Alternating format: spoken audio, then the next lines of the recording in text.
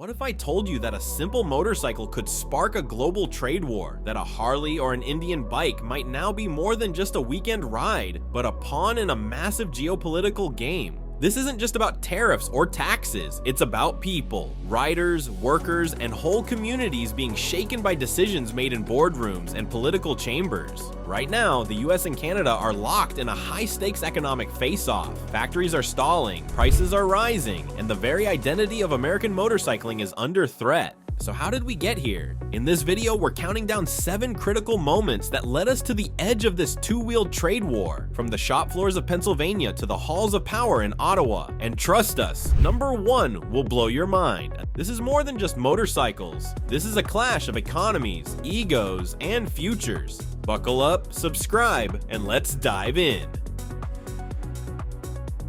What started as a North American trade disagreement is quickly snowballing into a global power shift in the motorcycle industry. As tensions between the US and Canada deepen, the effects are rippling far beyond their borders, and the entire world is paying attention. European giants like BMW and Triumph are moving fast, with American brands like Harley-Davidson and Indian facing shipping delays and unpredictable tariffs. European manufacturers are swooping into the Canadian market with precision. They're not just filling a gap, they're planting a flag, aiming to permanently establish themselves where American bikes once dominated. On the other side of the Pacific, Japanese powerhouses like Yamaha, Honda, and Suzuki see a golden opportunity. With no trade restrictions hampering their path, their bikes are flooding the Canadian market, often priced lower and delivered faster than their American counterparts. For many Canadian riders and dealers, the choice is becoming less about brand loyalty and more about affordability and access. Even China is entering the arena. Eager to offset losses in the US market, Chinese manufacturers are making strategic moves to deepen ties with Canada by offering favorable terms, faster production, and cheaper components. They're working to position themselves as indispensable trade partners, ones who show up when others retreat.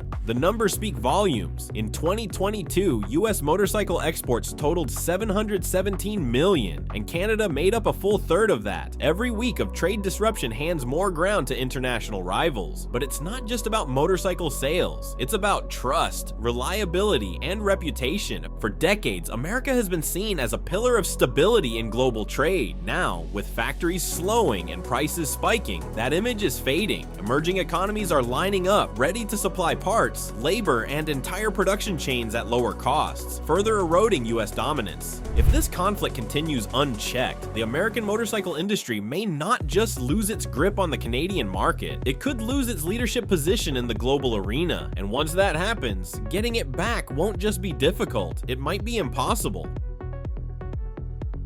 Beneath the political headlines and economic strategies, there's a group that's feeling the squeeze more than anyone. The riders, mechanics, small business owners, and factory workers who live and breathe motorcycles. These are the people for whom bikes aren't just a hobby or a job. They're a lifestyle, a passion, a livelihood. And right now, that world is being turned upside down. Picture this. Last summer, your dream Harley Sportster was $12,000. This year, that same model is listed at $15,000, with whispers of another hike around the corner. That's not just a price tag, it's a barrier, a broken dream for countless riders. And it's not just the big ticket that's gone up. So have parts, maintenance costs, accessories, and everything tied to the biking experience. The open road feels more like a toll road these days. Small town dealerships already running on razor-thin margins are in crisis. Their showrooms are thinning out, deliveries are delayed, some can't get inventory at all, and when customers walk in looking for bikes they can't afford or that simply aren't there, they walk out disappointed, some for good.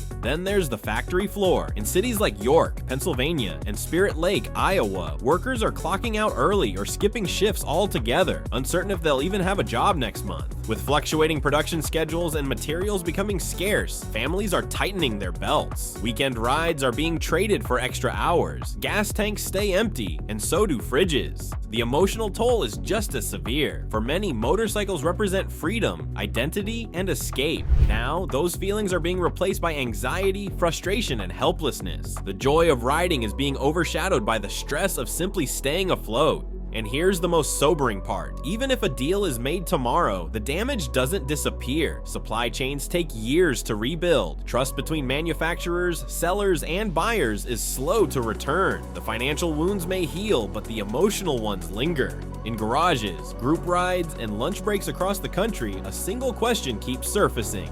How much more are we expected to take before something changes? Because while politicians argue and corporations strategize, it's the people on the ground, the real heartbeat of the motorcycle world, who are paying the steepest price. While taxes dominate the headlines, there's a more powerful card Canada hasn't fully played yet: its vast aluminum reserves. Last year alone, the US imported over $11 billion worth of Canadian aluminum, essential for crafting motorcycle frames, engine parts, and structural components. If Canada decides to restrict or tax aluminum exports, the shockwaves could bring US production to a grinding halt. Think about Harley's Milwaukee production line sitting idle, or Indian's plant in Minnesota closing temporarily. Supply shortages would spike prices. Motorcycles that once cost $15,000 could soar to $22,000. And it's not just bikes. This would raise manufacturing costs across the board and potentially drive up gas prices if related shipping logistics are disrupted. Canada may be holding back for now, but the mere threat is enough to keep American manufacturers on edge. The US motorcycle industry is built on a finely tuned web of parts and processes, with components crossing the US-Canada border multiple times before a single bike hits the road. Aluminum from Quebec might get paired with steel from Illinois, processed in Michigan, and finally assembled in Pennsylvania. But this smooth operation is fraying. Canada's tariffs have created bottlenecks. Costs are rising. Production lines like Harley's in York are bracing for impact again. These factories have seen trade troubles before, but this time the pressure is even higher. Ironically, the US tariffs that were meant to protect jobs are now putting them in jeopardy. As suppliers strain and factories slow, it's the small shops that will collapse first. Canada's move is strategic. It's leveraging the US's own interdependent manufacturing model to apply pressure where it hurts most. Will Washington respond before the entire supply chain starts to crumble? This trade war isn't just being fought in boardrooms and factories. It's now a major battlefield in the political arena. What began as an economic disagreement is transforming into one of the most volatile political stories in North America, with real consequences for leaders in both the United States and Canada. In key US battleground states like Wisconsin, Minnesota, and Pennsylvania, regions that not only help decide past presidential elections, but are home to iconic motorcycle brands like Harley-Davidson and Indian, the mood is shifting fast. These communities rely heavily on manufacturing jobs, and with rising bike prices, factory slowdowns, and the looming threat of layoffs, trade policy has become a household issue. It's no longer about abstract numbers on a screen. It's about kitchen tables, paychecks, and livelihoods. Politicians who once championed hardline trade stances, many inspired by the America First rhetoric of previous administrations, are now under fire. With the 2026 midterms creeping closer, the same voters who once supported tariffs are now facing the financial blowback, and they're demanding answers. Town halls are growing tense, protests are forming, and unions are beginning to flex their political muscle, reminding elected officials that the fallout from these policies has a human cost. Meanwhile, north of the border, Canada is seizing the moment. Framing Canada's response as a bold defense of national pride and economic sovereignty, they're rallying support across provinces. Their message is simple and potent: Canada will not be pushed around, and it's resonating. This contrast in political strategy is stark. While Canada rides a surge of national unity, US leaders are fracturing under pressure. Some are doubling down, insisting that protecting American jobs requires tough stances and painful consequences. Others, more quietly, are pushing for negotiation and resolution before the damage spreads further. But here's the real question: how long can this political divide last? When factories go dark and job losses mount, even the most loyal voter base begins to ask tough questions. And when motorcycle riders, factory workers, and small business owners start casting ballots with their wallets, those who once cheered for tariffs may find themselves on the wrong side of history and the voting booth.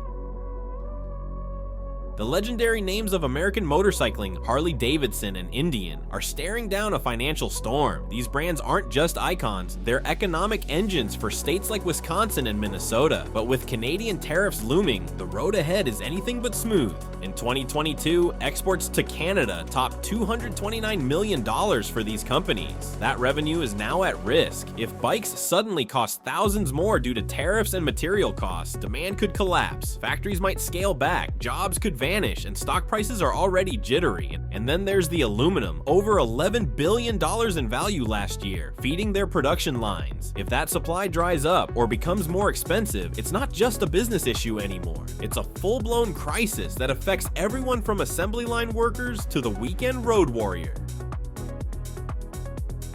In a stunning twist in the US-Canada trade saga, Canada has executed a calculated strike that changes everything. After the US reimposed aluminum tariffs under the guise of national security back in 2020, tensions simmered. Now, 5 years later, Canada has fired back with precision. Their response? A proposed 25% tariff squarely aimed at American motorcycles. This isn't just retaliation, it's a masterclass in economic strategy. Motorcycles are more than machines. They're symbols of American industry, freedom, and engineering pride. Targeting them directly hits the US where it hurts, both financially and emotionally. From Harley's assembly lines in Wisconsin to showrooms across Pennsylvania, this isn't just another round in a tariff tit for tat. It's a declaration. Canada won't be pushed around. By choosing this battlefield, Canada isn't just reacting, they're reshaping the rules of engagement, asserting influence, and demanding respect on the global economic stage. Will the US escalate further, or recognize the cost of this standoff and negotiate peace? The stakes are sky high, and the outcome could redefine how we see cross-border commerce for decades.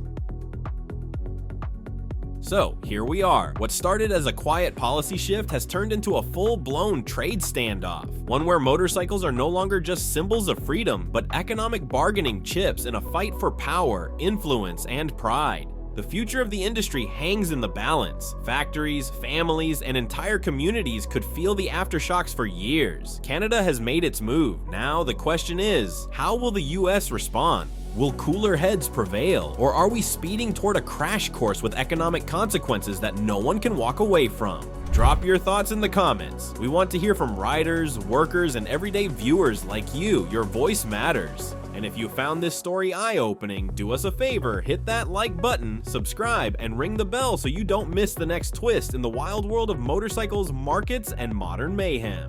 Thanks for watching. Ride safe.